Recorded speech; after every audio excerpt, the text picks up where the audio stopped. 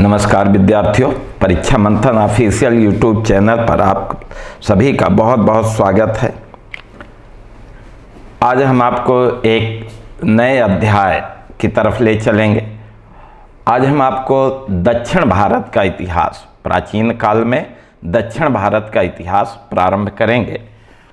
और दक्षिण भारत के संदर्भ में अगर आप देखें तो मुख्य रूप से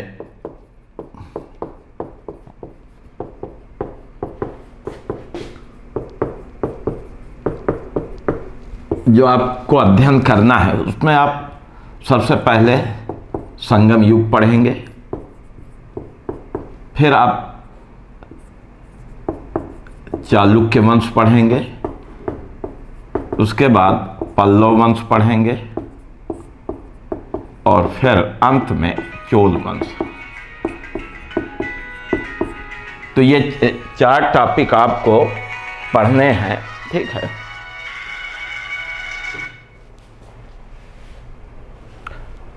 संगम युग, चालुक्य वंश, पल्लव वंश और चोल वंश, ठीक है।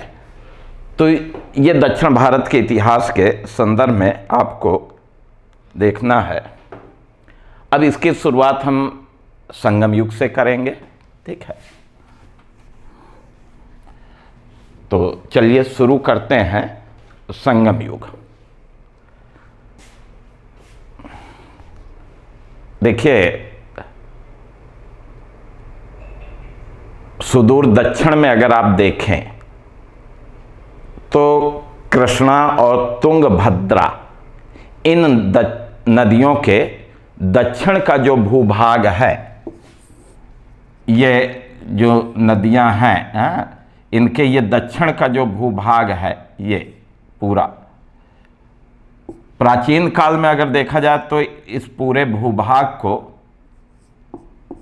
त्रामिर देश या तमिलकम प्रदेश के नाम से जाना जाता था।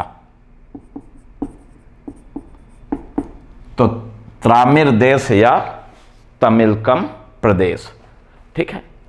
तो प्राचीन काल में सुदूर दक्षिण का ये जो भाग है, कृष्णा और तुंगभद्रा नदियों के बीच का ये जो भाग है, इस भाग को क्या कहा जाता था? त्रामिर देश या तमिलकम प्रदेश, ठीक है।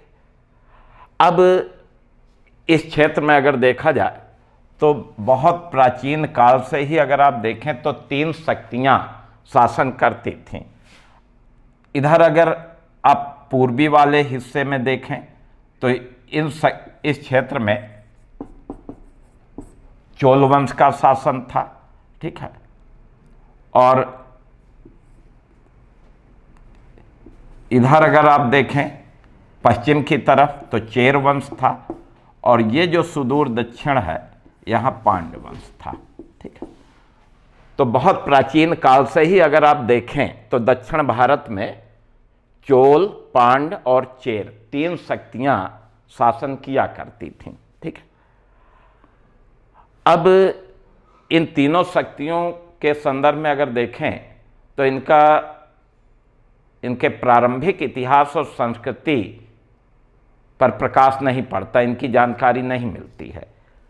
लेकिन प्रथम शताब्दी ईस्वी के बाद से अगर आप देखें तो तमिल साहित्य के माध्यम से, किस साहित्य के माध्यम से?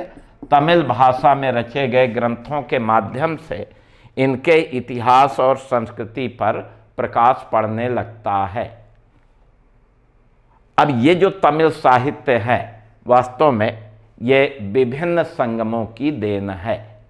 तो अब हम लोग इस पॉइंट पे आ गए हैं, इस बिंदु पे आ गए हैं कि ये संगम क्या है, जिसके नाम पर इस काल का नाम संगम युग पड़ा।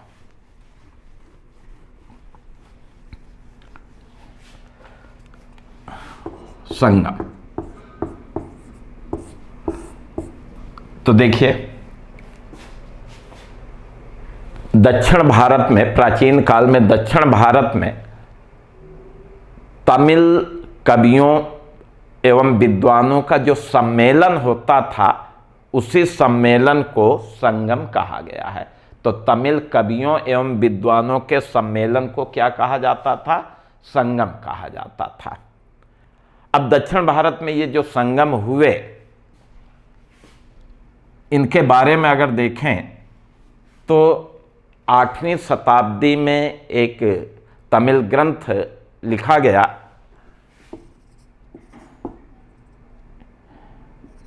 इड़ैयनार अगप्पोरुल। तो इड़ैयनार अगप्पोरुल पर भाष्य लिखा गया, इस पर व्याख्या लिखी गई, और इस इड़ैयनार अगप्पोरुल पर लिखित भाष्य में ही जानकारी मिलती है कि कुल 3 संगम हुए, यानी संगमों की संख्या कितनी है? 3। इस ग्रंथ से पता चलता है कि कुल 3 संगम हुए, इन 3 सम्मेलन हुए। तो इस संगमों की जानकारी का स्रोत क्या है? इड़ैयनार अगप्पोरुल पर लिखित भाष्य। ठीक है, तो एक पॉइंट ये नोट करें। अब दूसरी चीज, संगम समझ गए कि संगम क्या है। तमिल कवियों विद्वानों के सम्मेलन को संगम कहा गया। ठीक है, संगम की जानकारी किस ग्रंथ से मिलती है? तमिल ग्रंथ है इड़ैयनार अगप्पोरुल पर लिखित भाष्य, और इसी ग्रंथ से पता चलता है कि संगमों की संख्या 3 थी। ठीक है, अब ये 3 संगम कहाँ आयोजित हुए, ये अगर देखें तो देखिए, प्रथम संगम के बारे में अगर देखें तो प्रथम संगम का आयोजन मदुरा में हुआ। पांड्यों की राजधानी थी, सुदूर आज मदुरई के नाम से जाना जाता है। तो प्रथम संगम का आयोजन किस स्थान पर होता है? मदुरा में। अब इस संगम के अध्यक्ष कौन थे? इस संगम के अध्यक्ष ऋषि अगस्त्यार थे। ऋषि अगस्त्यार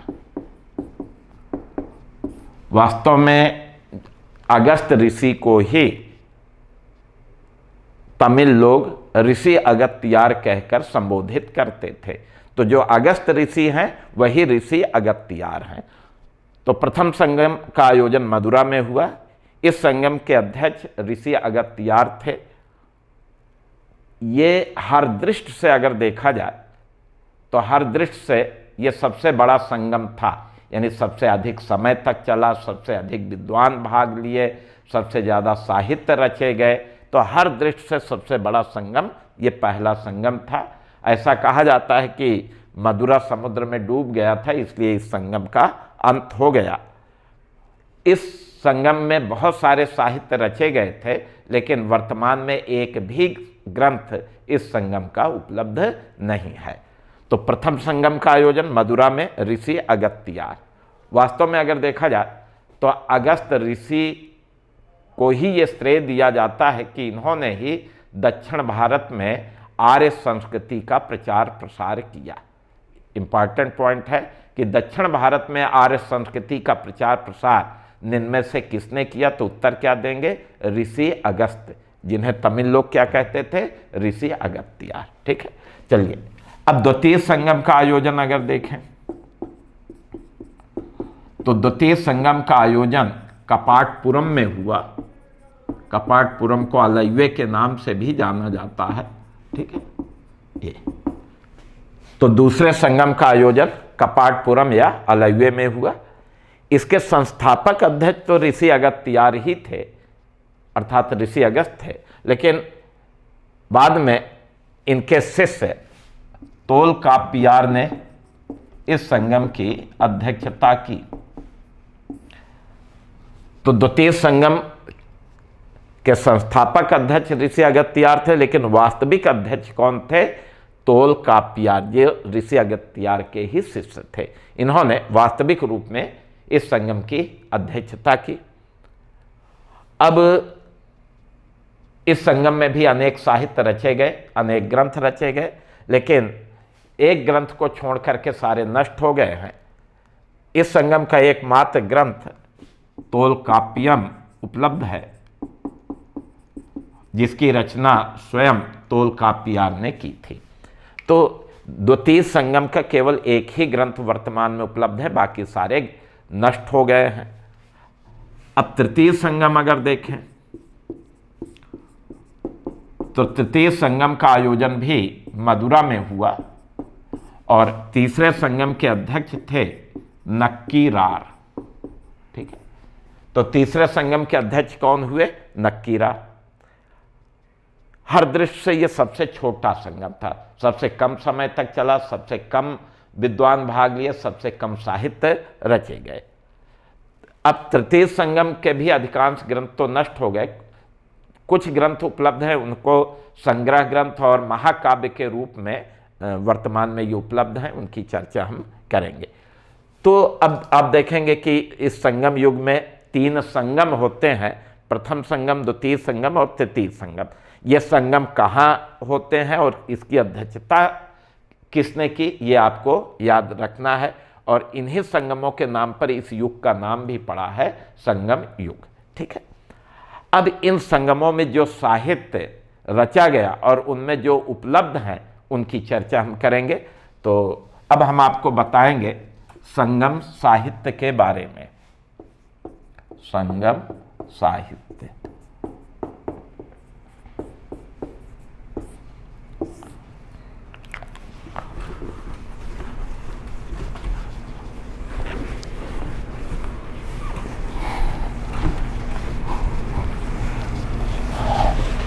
अब देखिए संगम साहित्य के बारे में अगर आप देखें तो संगम साहित्य किसी एक काल की रचना नहीं है, बल्कि एक लंबे समय में ये सब साहित्य रचे गए। अंतिम तौर पर अगर देखा जाए तो संगम साहित्य अंतिम तौर पर द्वितीय शताब्दी ईस्वी से लेकर के आप देखेंगे कि छठी शताब्दी ईस्वी के बीच में रचे गए। ठीक है, तो संगम साहित्य अंतिम रूप से कब रचा गया, ये अगर पूछा जाए तो अंतिम रूप से इसका समय है द्वितीय शताब्दी ईस्वी से लेकर के छठी शताब्दी ईस्वी के बीच में। ठीक है, दूसरी चीज अगर देखें तो संगम साहित्य तमिल भाषा में रचा गया, ये भी पूछा जाएगा कि संगम साहित्य की रचना किस भाषा में होती है। तो संगम साहित्य की रचना तमिल भाषा में की गई, और तमिल भाषा को अगर आप देखें तो दक्षिण भारत में जो 4 भाषाएं हैं, तमिल, कन्नड़, तेलुगु, मलयालम, इनमें सबसे प्राचीन तमिल भाषा है और सबसे समृद्ध भाषा भी तमिल, यानी सर्वाधिक साहित्य भी तमिल भाषा में रचे गए। तो तमिल भाषा दक्षिण की सर्वश्रेष्ठ, सबसे प्राचीन और सबसे ज़्यादा साहित्य भी इसी भाषा में रचे गए। ठीक है, तो तमिल भाषा में संगम साहित्य रचे गए हैं। पहले संगम का कोई ग्रंथ उपलब्ध नहीं है, द्वितीय संगम का एकमात्र ग्रंथ तोलकाप्पियम उपलब्ध है। शेष जो भी संगम साहित्य है उनका संबंध तीसरे संगम से है। ठीक है, वर्तमान में अगर देखा जाए तो वर्तमान समय में संगम साहित्य का प्रकाशन साउथ इंडिया शैव सिद्धांत पब्लिशिंग सोसाइटी,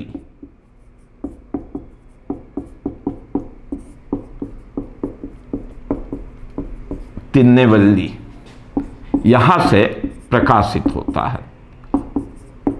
तो वर्तमान में संगम साहित्य का प्रकाशन कहाँ से होता है? तो वर्तमान में संगम साहित्य का प्रकाशन साउथ इंडिया शैव सिद्धांत पब्लिशिंग सोसाइटी तिन्नेवेल्ली से किया जाता है। ठीक है, अब संगम साहित्य कौन है, उनमें महत्वपूर्ण कौन है, उनकी चर्चा हम करते हैं।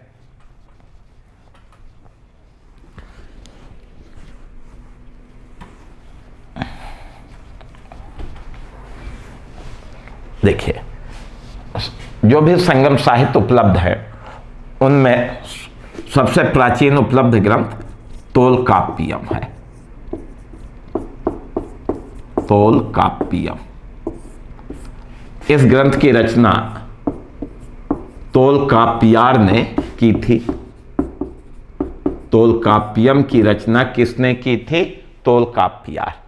और यह तमिल भाषा का प्राचीनतम उपलब्ध ग्रंथ है, उपलब्ध ग्रंथों में सबसे प्राचीन ग्रंथ है, और ये मुख्यतः व्याकरण का ग्रंथ है। तोलकाप्पियम की मुख्य विषय वस्तु क्या है? हाँ, तो मुख्य विषय वस्तु क्या है? वो व्याकरण है। तो एक तो ये आपको याद रखना है। फिर संगम साहित्य के अंतर्गत 3 संग्रह ग्रंथ रचे गए हैं, 3 संग्रह ग्रंथ, ठीक है। इन संग्रह ग्रंथों का संबंध तीसरे संगम से है, जबकि तोलकाप्पियम का संबंध दूसरे संगम से है, ठीक है। अब 3 संग्रह ग्रंथों में पहला ग्रंथ है एंतुतोकै, ठीक है। प्रथम संग्रह ग्रंथ को किस नाम से जाना जाता है? एंतुतोकै। अब एंतुतोकै के अंतर्गत 8 ग्रंथ हैं, यानी ये 8 ग्रंथों का संग्रह है। 8 ग्रंथों के संग्रह को ये एंतुतोकै शीर्षक दिया गया है। तो इसके अंतर्गत 8 ग्रंथ संकलित हैं। अब इन 8 ग्रंथों में कुछ महत्वपूर्ण है जिनकी चर्चा हम करेंगे, जैसे पदित्रुपत्तु। एंतुतोकै के अंतर्गत ये जो संग्रह है ये चर्चित है, महत्वपूर्ण है, पदित्रुपत्तु। और इसकी महत्ता यह है कि इस ग्रंथ से चेर वंश के शासकों की उपलब्धियों का वर्णन है। दूसरे शब्दों में कहें तो चेर वंश के इतिहास जानने का एक प्रमुख स्रोत है पदित्रुपत्तु। इस पे प्रश्न भी बन चुका है कि चेर वंश के इतिहास की जानकारी इनमें से किस तमिल ग्रंथ से प्राप्त होती है? तो उत्तर क्या है? पदित्रुपत्तु, ठीक है। एंतुतोकै का जो दूसरा संग्रह जिस चर्चित है वो है परिपादल, परिपादल, ठीक है। और ये क्यों चर्चित है? तो वास्तव में ये तमिल भाषा का प्रथम संगीत ग्रंथ है, संगीत संग्रह है। तो परिपादल जो है तमिल भाषा का पहला संगीत संग्रह है, ठीक है। तो ये 8 में 2 बहुत चर्चित हैं, इनको आपको ध्यान में रखना होगा। तो पहला संग्रह ग्रंथ एंतुतोकै है। यद्यपि ये 8 ग्रंथों का संग्रह है, लेकिन इनमें पदित्रुपत्तु और परिपादल महत्वपूर्ण है, जहां से प्रश्न पूछे जा सकते हैं। इसके बाद फिर आप देखेंगे कि दूसरा संग्रह ग्रंथ पत्तुपात्तु है।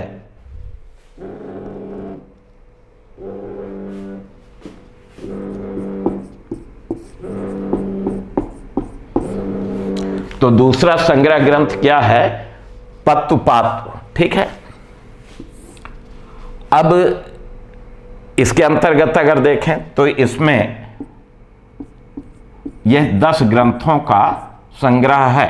पत्तुपात्तु 10 ग्रंथों का संग्रह है, ठीक है। और 10 ग्रंथों के संग्रह होने के कारण इसको 10 गीत के नाम से भी जाना जाता है। तो कौन सा तमिल ग्रंथ है जिसे 10 गीत के नाम से भी जाना जाता है? तो उत्तर होगा पत्तुपात्तु, ठीक है। एक तो ये चीज। अब है तो 10 ग्रंथों का संग्रह, तो इन 10 ग्रंथों में महत्वपूर्ण कौन है वो मैं बताता हूं। पत्तुपात्तु के अंतर्गत पहला महत्वपूर्ण संग्रह है तिरुमुरुलात्रुपदै, तिरुमुरुलात्रुपदै, ठीक है। तो ये पत्तुपात्तु के अंतर्गत प्रथम संग्रह जो चर्चित है तिरुमुरुलात्रुपदै है। इस ग्रंथ की रचना नक्कीरार ने की थी। अब नक्कीरार तो आप जानते हैं तीसरे संगम के अध्यक्ष भी थे। तो ये तिरुमुरुलात्रुपदै की रचना किसने की थी? नक्कीरार, ठीक है। अब इस ग्रंथ में अगर देखा जाए तो क्यों महत्वपूर्ण है? वास्तव में इस ग्रंथ में तमिलों के जो सर्वश्रेष्ठ देवता, सर्वाधिक लोकप्रिय देवता थे, मुरुगन स्वामी, भगवान मुरुगन, इनकी प्रशंसा में ये ग्रंथ रचा गया है, इनकी प्रशंसा में गीत रचे गए हैं। तो इसलिए ये महत्वपूर्ण है, क्योंकि ये तमिलों के सबसे प्रसिद्ध देवता मुरुगन स्वामी को समर्पित ग्रंथ है, ठीक है। अब दूसरा संग्रह अगर देखा जाए जो महत्वपूर्ण है वो है पत्तिनपालै। पत्तुपात के अंतर्गत दूसरा पत्तिन पाले है। इसकी रचना रुद्र कन्नार ने की थी। तो रुद्र कन्नार नामक विद्वान ने पत्तिन पाले नामक ग्रंथ लिखा है। यह भी बहुत महत्वपूर्ण ग्रंथ है। क्यों महत्वपूर्ण है? क्योंकि इस ग्रंथ से तमिलों की अर्थव्यवस्था की जानकारी मिलती है। इस ग्रंथ से युद्ध संबंधी जानकारी मिलती है। ठीक है।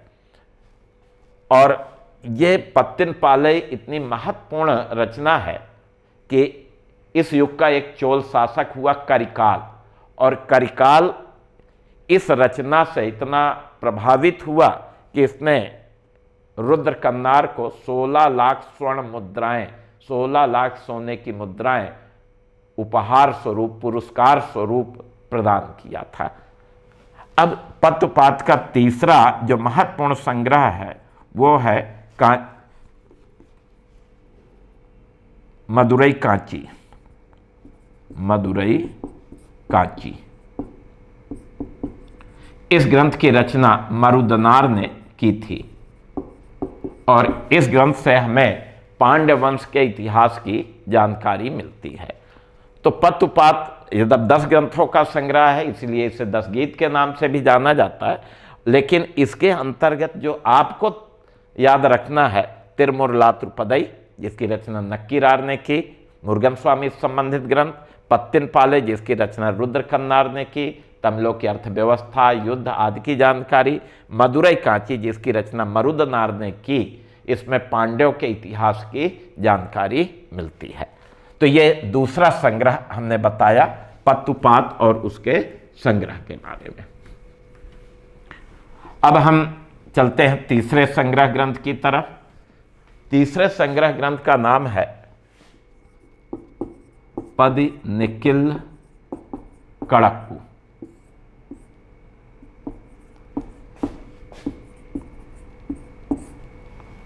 पद्निकिल कड़क्कू, ठीक है।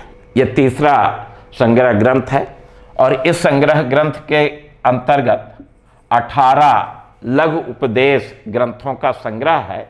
छोटे छोटे 18 ग्रंथ संकलित हैं इसके अंतर्गत, और इसीलिए इसे अष्टादश गीत के नाम से भी जाना जाता है।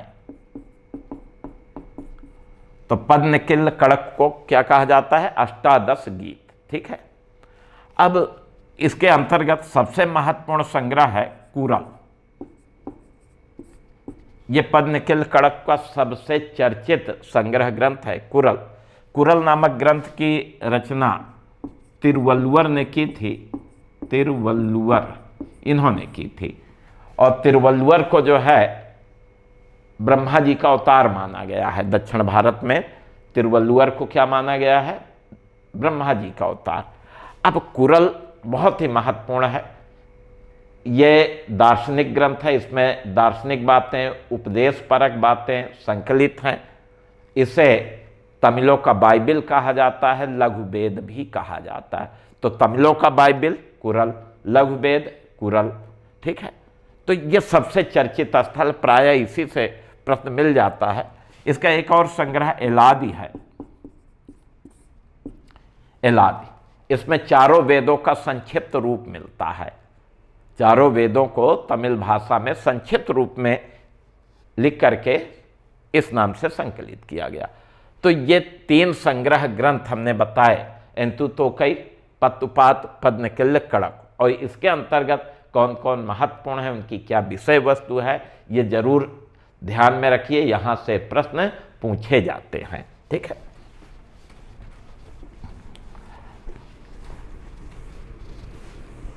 अब हम आपको संगम साहित्य में महाकाव्य बताएंगे। महाकाव्य, ठीक है। अब देखिए, महाकाव्यों का संबंध भी तीसरे संगम से है। महाकाव्यों में 3 महाकाव्य महत्वपूर्ण हैं। इन 3 महाकाव्यों में पहला है शिल्पादिगारम। शिल्पादिगारम ये महाकाव्य है। इस महाकाव्य की रचना एक चोल राजकुमार इलान ग्वाडगल ने किया था।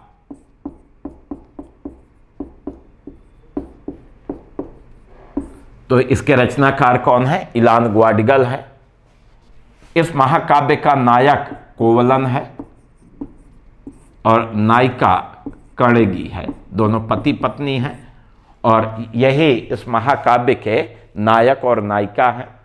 इस महाकाव्य में दुखद परिस्थितियों से ग्रस्त सामान्य व्यक्तियों के यथार्थपूर्ण जीवन का वर्णन मिलता है। ठीक है। अब दूसरा महाकाव्य अगर देखा जाए तो वो क्या है? मणिमेखलई। मणिमेखलई, तो ये दूसरा महाकाव्य है। मणिमेखलई महाकाव्य की रचना शीतलई सत्तनार ने की थी। शीतलई सत्तनार, ठीक है। तो दूसरा महाकाव्य मणिमेखलई है और इस महाकाव्य की रचना शीतलई सत्तनार ने की थी। ठीक है। अब शीतलई सत्तनार मदुरा के एक व्यापारी थे और बौद्ध चिंतक भी थे ये। ठीक है। और मणिमेखलई की नायिका स्वयं मणिमेखलई है, उसी के नाम पर महाकाव्य का नाम रखा गया है। ठीक है। और इस महाकाव्य में मदुरा नगर का भी बहुत सुंदर वर्णन है। तीसरा महाकाव्य अगर देखा जाए तो वो है जीवक चिंतामणि। जीवक चिंतामणि, ठीक है। ये तीसरा महाकाव्य। जीवक चिंतामणि की रचना एक जैन सन्यासी तिरुंतक देवर ने की है। तिरुंतक देवर, ठीक है। तो ये तीसरा महाकाव्य है जीवक चिंतामणि। इस महाकाव्य के रचनाकार एक जैन सन्यासी तिरुंतक देवर हैं। अब इस महाकाव्य का नायक जीवक है। ठीक है। और इसमें जीवक की तमाम उपलब्धियों का वर्णन है, लेकिन अंत में यह बताया गया कि जीवक जैन सन्यासी हो जाता है, सारी उपलब्धियां त्याग करके एक जैन सन्यासी बन गया। ठीक है। तो संगम साहित्य में ये तीन महत्वपूर्ण महाकाव्य हैं, इनको भी ध्यान में रखना है। ठीक है। तो ये हमने आपको संगम साहित्य के बारे में बताया और बहुत इम्पॉर्टेंट टॉपिक है। आपको जो है इससे प्रश्न अवश्य मिलेंगे।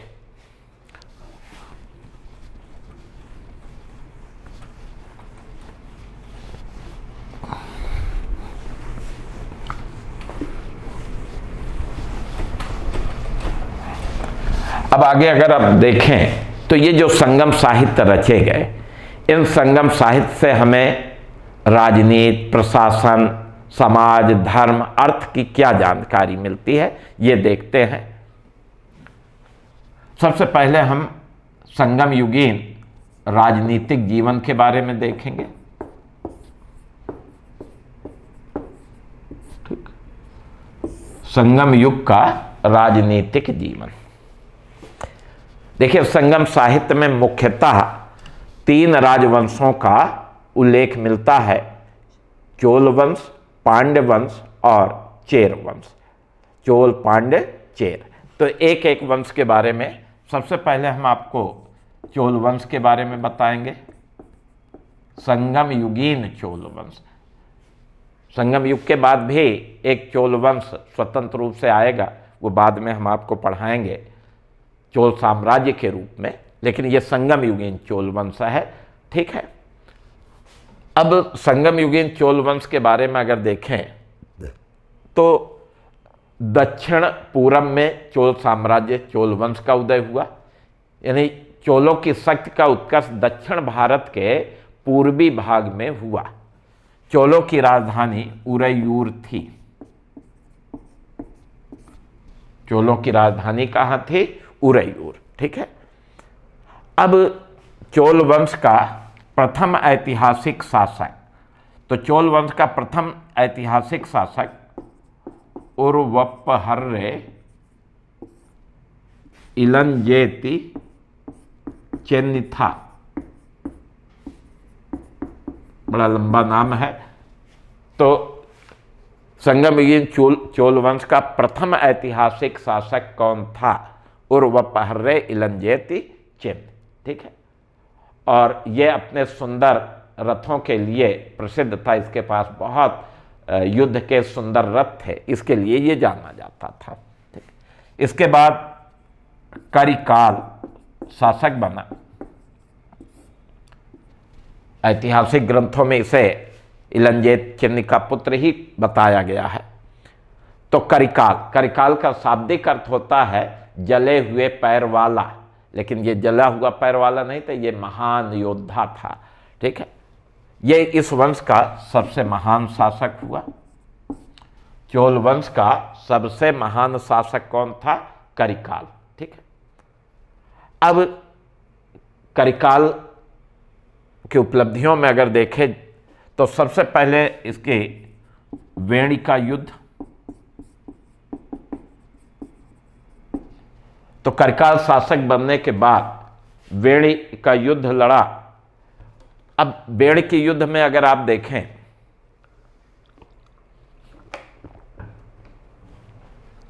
तो इस युद्ध में इसने करिकाल ने चेर, पांड और इनके अधीन जो सामंत शासक थे, इन सब को संयुक्त रूप से इस युद्ध में पराजित किया था। तो वेणी के युद्ध में इसने चेर, पांड शासकों के साथ साथ अन्य सामंत शासकों को भी संयुक्त रूप से पराजित किया। इसके बाद फिर अगर आप देखें तो इसकी एक महत्वपूर्ण उपलब्धि थी लंका विजय। तो राजा करिकाल ने लंका अभियान किया और लंका के शासक को पराजित करके ये यहां से 16,000 लोगों को बंदी बनाकर अपने साथ ले आया और फिर इन्हीं बंदियों के परिश्रम से इसने कावेरी नदी के मुहाने पर पुहार नामक नगर बसाया। तो पुहार नामक नगर बसाने का श्रेय किसे जाता है? राजा करिकाल को। और ये कहाँ पर बसाया? समुद्र तट पर, कावेरी नदी के मुहाने पर। 16,000 बंदी जो लंका से लाए गए थे, उन्हीं की मेहनत से ये नगर बसाया गया। ठीक है, तो लंका अभियान भी इसने किया। ये एक प्रजाहितैषी शासक था। इसने किसानों की सिंचाई के लिए अनेक तालाबों का निर्माण कराया। तो ये भी महत्वपूर्ण पॉइंट है कि किस संगम युगीन राजा ने सिंचाई है तालाबों का निर्माण कराया था, तो वो राजा करिकाल है। ये विद्वानों का भी बहुत बड़ा संरक्षक था। इसके दरबार में रुद्र कन्नार नामक विद्वान रहा करते थे, जिन्होंने पत्तिन पाले नामक ग्रंथ की रचना की थी।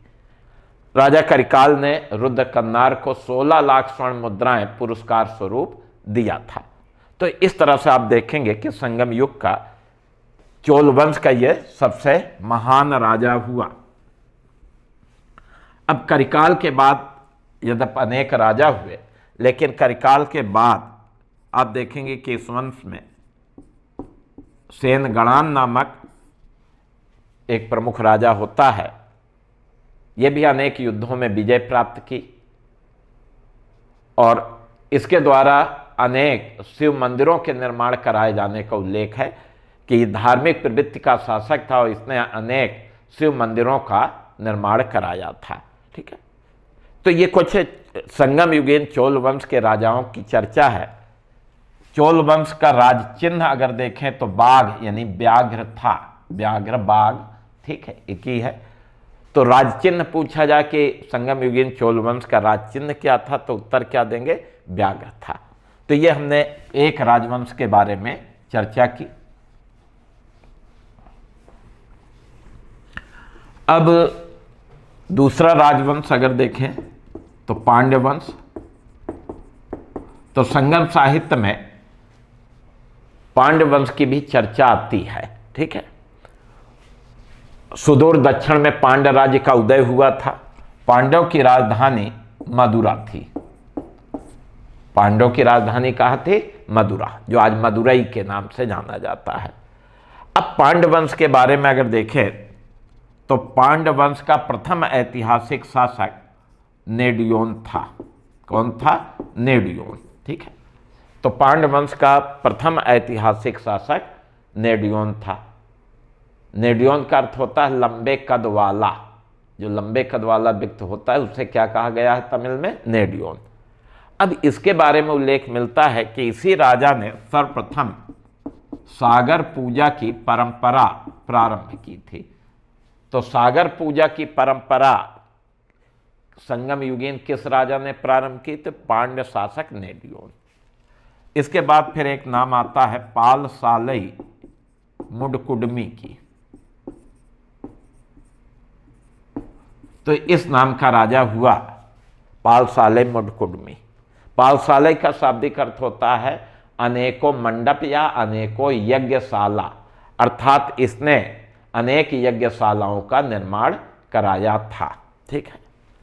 फिर आप देखेंगे कि इस वंश का सबसे महान शासक नेडुंजेलियान तलैया लंगानम था। नेडुंजेलियान तलैया लंगानम।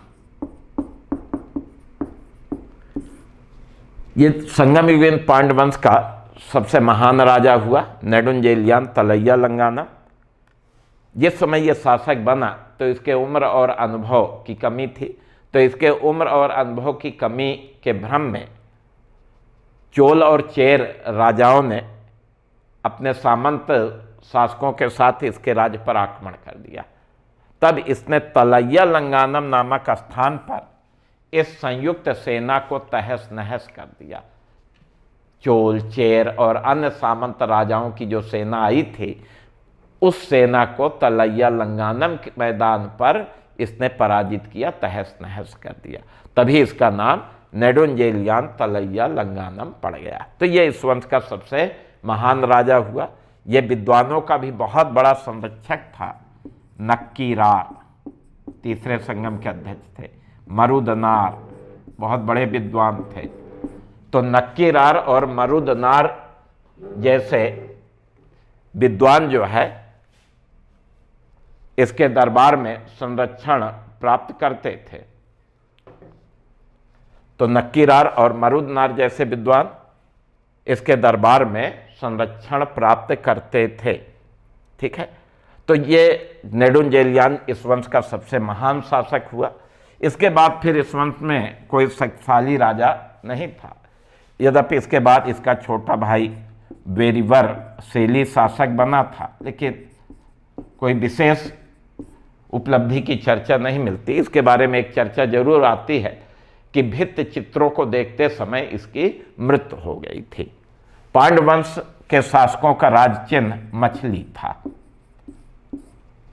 पांड्य वंश का राज चिन्ह क्या था? मछली। तो ये संगम साहित्य में दूसरे राजवंश की चर्चा है, पांड्य वंश। ठीक है।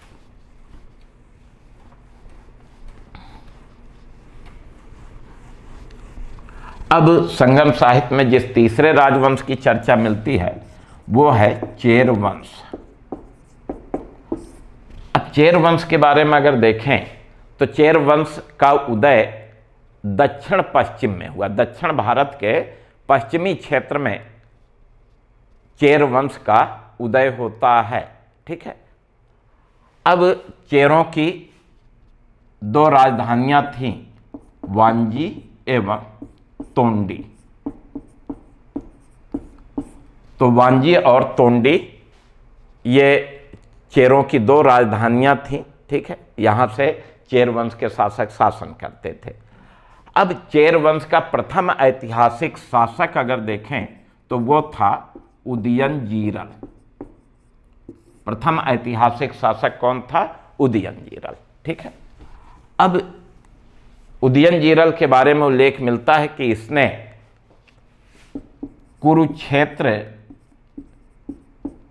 की दोनों सेनाओं को भरपूर स्वादिष्ट भोजन कराया था और इसी कारण इसे महाभोजन की उपाधि मिली। महाभोजन उदयनजीरल। ठीक है। तो यहां कुरुक्षेत्र से तात्पर्य है महाभारत के युद्ध से। और प्रश्न क्या बनेगा कि किस संगम युगीन शासक को महाभारत काल से जोड़ा जाता है? तो उत्तर होगा उदयनजीरल को। ठीक है।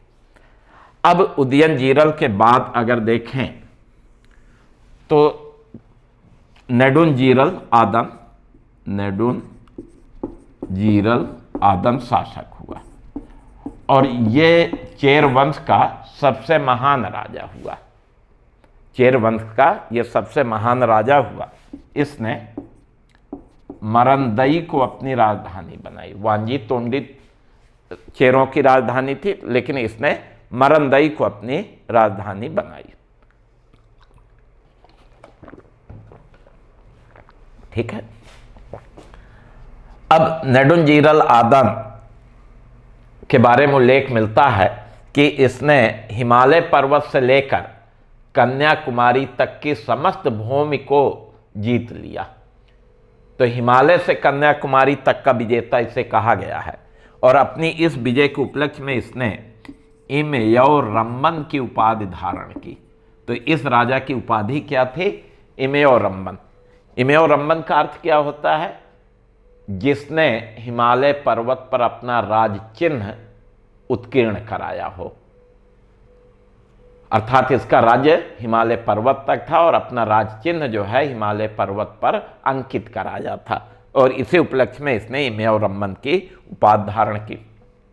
दूसरी चीज इसके बारे में उल्लेख मिलता है कि इसने मालाबार तट पर स्थित यवन व्यापारियों को, यवन ग्रीक, तो यवन व्यापारियों को, ग्रीक व्यापारियों को बंदी बना लिया और फिर इनसे हीरा मोती लेकर के इन्हें मुक्त कर दिया, इन्हें रिहा कर दिया। ठीक है। तो ये इस वंश का सबसे महान राजा होता है। अब नेडुंजीरल आदन के बाद इसका पुत्र सेनगुट्टवन ये शासक हुआ।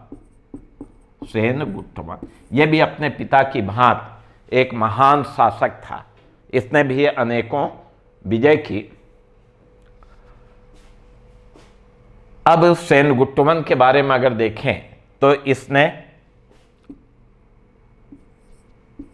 कण्गी, शिल्पादगारम की नायिका कण्गी थी, तो सेनगुट्टवन ने कण्गी को एक आदर्श पत्नी मान करके समाज में कण्गी की पूजा की प्रथा चलाई।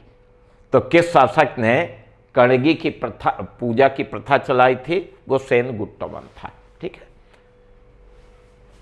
तो इसके बाद फिर छोटे मोटे राजाओं की चर्चा मिलती है। चेर वंश का राज चिन्ह धनुष था। चेर वंश का राज चिन्ह क्या था? धनुष था। ठीक है।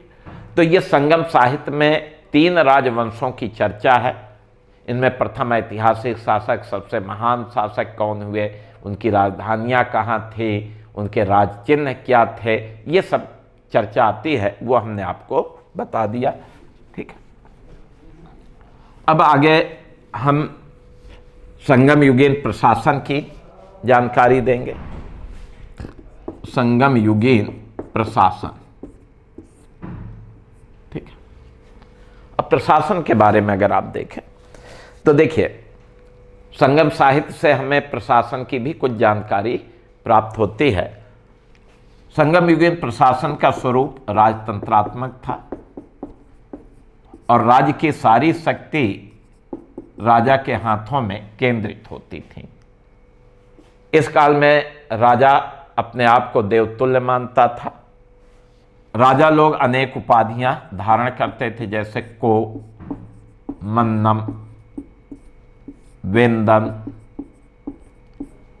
कारवयन, इरैवन, ये सब राजा की उपाधियां होती थी।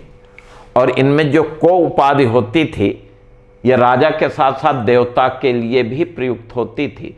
देवताओं को भी को कहा जाता था, राजा को भी को कहा जाता था। ठीक है। तो राजा के सारी शक्तियां राजा के हाथों में केंद्रित होती थी। राजा देवतुल्य होता था, बड़ी बड़ी उपाधियां धारण करते थे।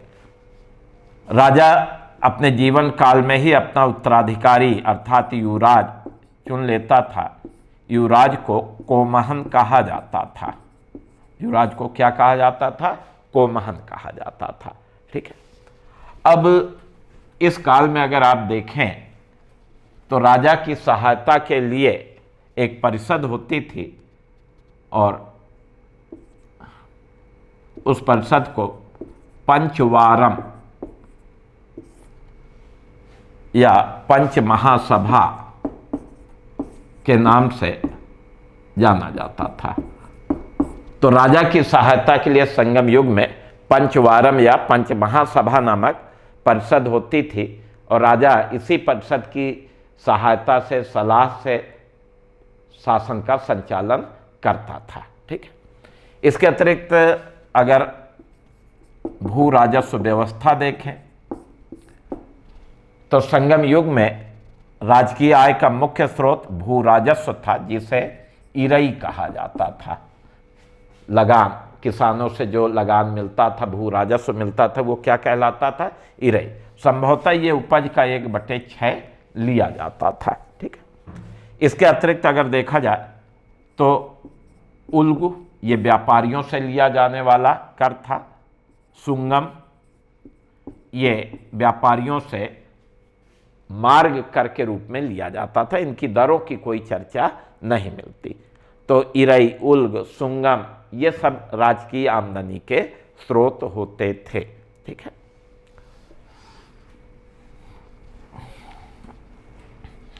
संगम युगीन प्रशासन में गुप्तचरों का भी उल्लेख मिलता है और गुप्तचरों को ओर्रर या वही कहा जाता था। तो गुप्तचरों के माध्यम से राजा अपने राज्य की जानकारियां हासिल करता था, उसी आधार पर नीतियों का निर्धारण भी करता था। तो प्रशासन में गुप्तचरों का भी महत्व था। ठीक है। अब इस काल में न्याय व्यवस्था की भी जानकारी मिलती है। राजा का जो न्यायालय होता था यही सर्वोच्च न्यायालय होता था, जिसे मनरम कहा जाता था। तो न्यायालय के लिए मनरम शब्द का प्रयोग किया जाता था। सर्वोच्च न्यायालय राजा का न्यायालय होता था। राजा के नीचे इनके अधीनस्थ जो राजा होते थे अर्थात सामंत, इनके न्यायालय होते थे। फिर नगर सभा होती थी, ये भी न्याय का काम करते थे। ग्राम सभा होती थी, ये भी न्याय का काम करते थे। दंड व्यवस्था इस काल में कठोर थी। ठीक है। अब सैन्य व्यवस्था अगर देखें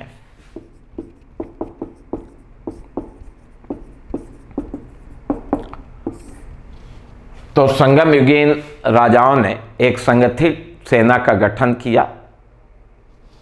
इस काल में सेना को पदई कहा जाता था, अर्थात विनाशक। पदई का अर्थ क्या होता है?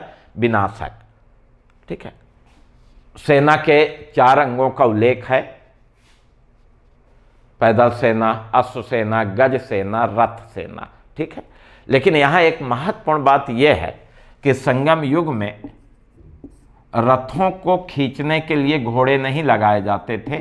इस काल में रथ को बैल खींचते थे, जबकि अश्व सेना थी, घोड़े से परिचित थे, घोड़े भी थे इन लोगों के पास, घुड़सवार सेना भी होती थी, लेकिन रथ खींचने के लिए बैल लगाए जाते थे।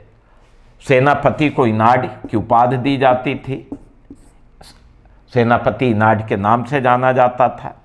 इस काल की एक सैन्य परंपरा ये थी कि यदि कोई सैनिक युद्ध भूमि में वीर गति को प्राप्त करता था तो उसके सम्मान में एक पत्थर का स्तंभ, प्रस्तर स्तंभ खड़ा किया जाता था। इसी प्रस्तर स्तंभ को वीरगल कहा जाता था और इस पर सैनिक का नाम, जो वीरगति को प्राप्त होता था उस सैनिक का नाम, उसकी उपलब्धियों का वर्णन होता था। तो ये परंपरा इस काल में प्रचलित थी और इस काल में युद्ध में वीरगति को प्राप्त होना बड़ा शुभ माना जाता था। ऐसी मान्यता थी कि ऐसे सैनिक सीधे स्वर्ग प्राप्त करते हैं।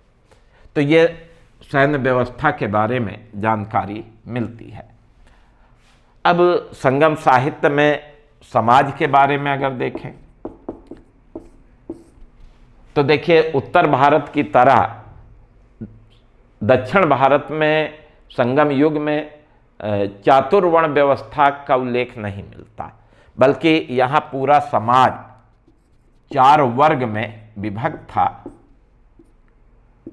एक तो सुड्डुम वर्ग का उल्लेख मिलता है, कह सकते हैं कि ये ब्राह्मण वर्ग था। साधु, सन्यासी, दार्शनिक, लेखक, कवि, टीचर मतलब अध्यापक, ये सारे लोग सुड्डुम वर्ग के अंतर्गत आते थे और ये सबसे सम्मानित वर्ग था।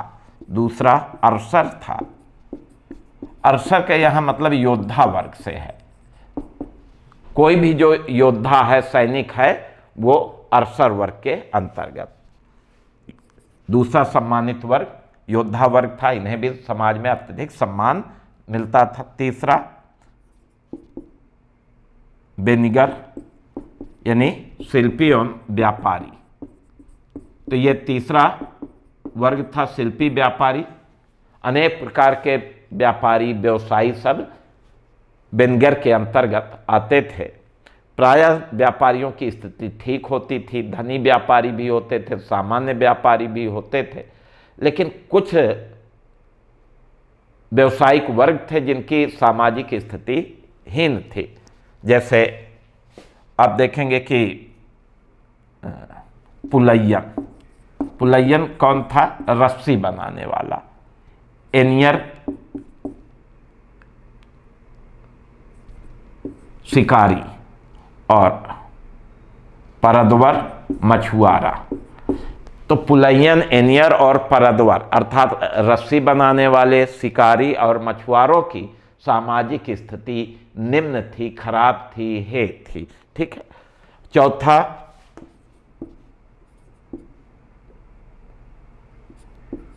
बेल्लाल, ये कृषक वर्ग था और इनमें भी कुछ किसान बहुत धनी होते थे, उच्च कोटि के किसान थे, बड़े बड़े भूसामंत थे, उनकी स्थिति बहुत अच्छी थी, और कुछ छोटे किसान थे, उनकी स्थिति दयनीय रहती थी। तो सुड्डुम, अरसर, बेनगर, बेल्लाल ये समाज के चार वर्ग थे। संगम युग में दास प्रथा नहीं थी। ठीक है। हाँ, कुछ वर्ग हैं जिनकी सामाजिक स्थिति निम्न है, लेकिन इस काल में दास प्रथा नहीं थी। जहाँ तक बात महिलाओं की स्थिति का है, तो पुरुषों की तुलना में महिलाओं को निम्न स्थान प्राप्त था। पुरुषों की तुलना में महिलाओं को निम्न स्थान प्राप्त था। यद्यपि कुछ महिलाएं पढ़ी लिखी होती थी, कवित्रियाँ होती थी। आप देखेंगे संगम साहित्य में ओबैयर और नच्चेलिया जैसे महिला कवित्रियों का उल्लेख है। ये विद्वान महिलाएं थी, इन कवित्रियों का वर्णन मिलता है। इसका मतलब है कि कुछ महिलाओं को शिक्षा प्रदान की जाती थी। ठीक है। यद्यपि इस काल में सती प्रथा का प्रचलन था, बाल विवाह का प्रचलन था, विधवा व्यवस्था थी, विधवाओं को कठोर जीवन व्यतीत करना पड़ता था। इस कारण से महिलाओं की स्थिति निम्न भी थी। पर्दा प्रथा नहीं थी, महिलाएं कारखाने आदि में काम भी करती थीं। ठीक है। अब जहाँ तक बात धर्म की है, तो आप देखेंगे संगम युगीन धर्म पर उत्तर भारत के धर्म का स्पष्ट प्रभाव दिखाई पड़ता है। हिंदू धर्म बहुसंख्यक लोगों का धर्म था। अधिक लोग हिंदू धर्म के अनुयायी थे। इस काल में यज्ञों का प्रचलन होता था, यज्ञ लोग करते थे। फिर अनेक देवी देवताओं की पूजा की जाती थी। संगम युग में तमिलों के सबसे महत्वपूर्ण देवता भगवान मुरुगन थे। भगवान शिव के पुत्र कार्तिकेय को ही तमिलों ने मुरुगन के रूप में पूजा उपासना की। तो कार्तिकेय ही दक्षिण में किस नाम से प्रसिद्ध हुए? मुरुगन स्वामी। मुर्गा और बर्छा इनका प्रतीक है। ये सबसे लोकप्रिय देवता थे तमिलों के। इनके अतिरिक्त शिव की पूजा होती थी। तिरुमल का मतलब भगवान विष्णु की पूजा होती थी। कृष्ण की पूजा होती थी, बलराम की पूजा होती थी, इंद्र की पूजा होती थी। इन देवताओं का उल्लेख है। देवियों में अगर देखा जाए तो सरस्वती विद्या की देवी है, लक्ष्मी यानी तिरुमली ये समृद्धि की देवी हैं। ठीक है। दुर्गा विजय की देवी हैं और आयल रानी ये इंद्र की पत्नी हैं। तो इन देवियों की भी पूजा का उल्लेख है। देवी देवताओं के लिए इस काल में मंदिर का भी निर्माण किया जाता था। मंदिरों को कोट्टम या देवालयम कहा जाता था। मंदिर को क्या कहा जाता था? कोट्टम या देवालयम कहा जाता था। इस काल में हिंदू धर्म के अतिरिक्त अगर देखा जाए तो जैन धर्म और बौद्ध धर्म भी प्रचलित था। लोग कर्म और पुनर्जन्म में विश्वास करते थे। तो इस तरह से आप देखेंगे कि धर्म के बारे में जानकारी मिलती है। अगर तमिलों की अर्थव्यवस्था देखते हैं तो तमिलों की अर्थव्यवस्था का मुख्य आधार कृषि था। उपजाऊ क्षेत्र होने के कारण कृषि महत्वपूर्ण थी। विभिन्न प्रकार के मसालों का उत्पादन होता था। हल्दी, अदरक, चावल, इनकी मुख्य रूप से खेती होती थी। ठीक है। और बाद में आदिगैमन नामक एक सामंत शासक ने, जो तगडूर का शासक था, इसे जो है दक्षिण भारत में गन्ना की खेती प्रारंभ करने का श्रेय दिया जाता है कि दक्षिण भारत में गन्ने की खेती किसने प्रारंभ की? तो तगडूर का शासक आदिगैमन ने। ठीक है। तो कृषि के संदर्भ में ये जानकारी मिलती है। बाकी इस काल में धातु उद्योग, वस्त्र उद्योग, जहाजरानी उद्योग ये महत्वपूर्ण उद्योग थे। व्यापार वाणिज्य उन्नत अवस्था में था। अब देखेंगे कि इस काल में जो व्यापारी समूह बना करके एक स्थान से दूसरे स्थान में व्यापार करने के लिए जाते थे, काफिला में व्यापार करते थे, ऐसे व्यापारियों को वणिक चट्टू कहा जाता था। ये एक नगर से दूसरे नगर में व्यापार करने के लिए जाते थे। ऐसे व्यापारी क्या कहलाते थे? वणिक चट्टू। आंतरिक व्यापारियों में नमक का व्यापारी सबसे महत्वपूर्ण माना जाता था। आंतरिक व्यापार मुख्यतः वस्तु विनिमय प्रणाली पर आधारित था। एक वस्तु देकर के दूसरी वस्तु ली जाती थी। इस काल में विदेशी व्यापार काफी महत्वपूर्ण था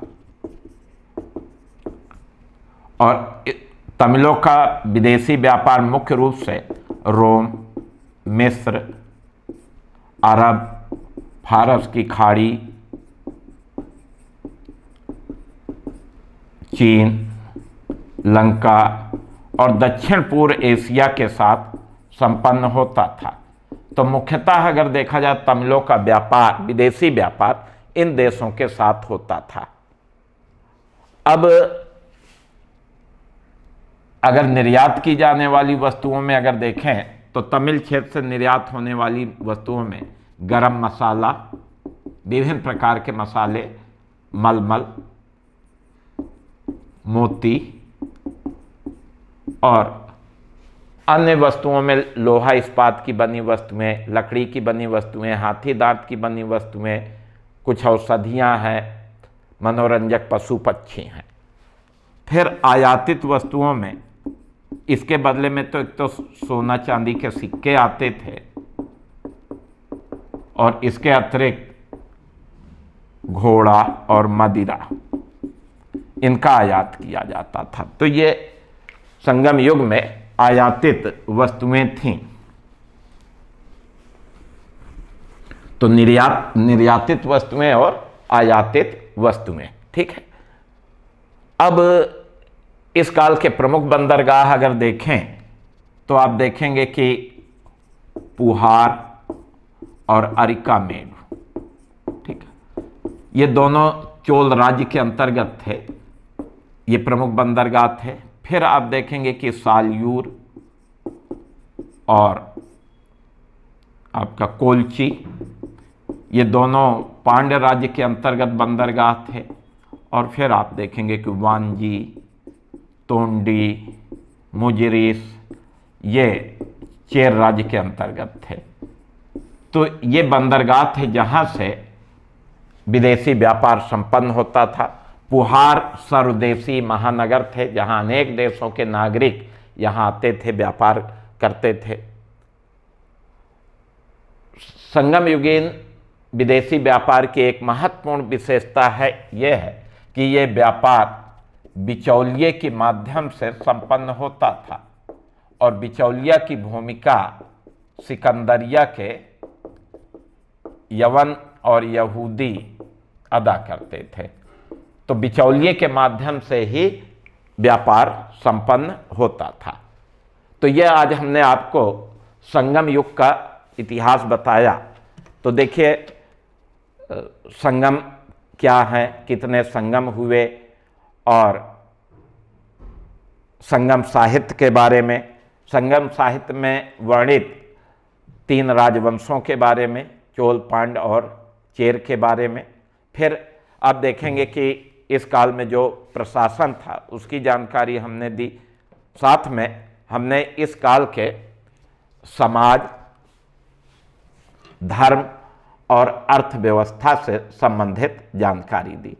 क्योंकि ये दक्षिण भारत का इतिहास है, थोड़ा तमिल शब्दावली है, तो शब्दावलियों को थोड़ा याद रखना जरूर पड़ेगा। उसके लिए आपको अभ्यास करने की ज़रूरत है। अभ्यास करेंगे तो ये सारे बिंदु आपको याद हो जाएंगे। और इस तरह से आज हम यहीं तक दक्षिण भारत का एक टॉपिक आज हमने आपको पूरा किया। ठीक है, नेक्स्ट लेक्चर में हम आपको दक्षिण भारत के जो अन्य राजवंश हैं, चोल और चालुक्य, पल्लव और चोल, इनके बारे में चर्चा करेंगे। तो ठीक है, आज यहीं तक। आप सब लोगों को बहुत बहुत धन्यवाद। अगले लेक्चर में मिलते हैं।